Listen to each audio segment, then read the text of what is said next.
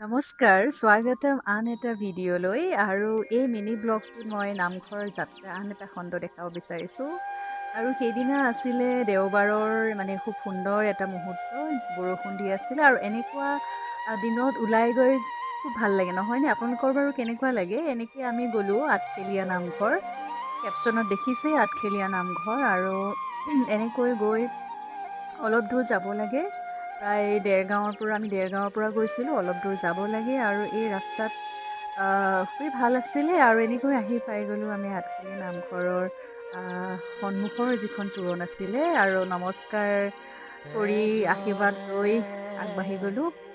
আৰু এনেকৈ ভিতৰৰ ফালে খুব ভালেই লাগিলে, পৰিৱেশটো খুব শান্ত আৰু ইয়াত লিখা আছে, দেখা পাইছে আপোনালোকে। আৰু এটা কথা মোৰ খুব ভাল লাগিলে, ইয়াৰ পাৰ্কিঙৰ ব্যৱস্থাটো। আপোনালোকে যদি বহুত দূৰৰ পৰাও আহে, ডাঙৰ বাছ হওক গাড়ী হওক, আপোনালোকে খুব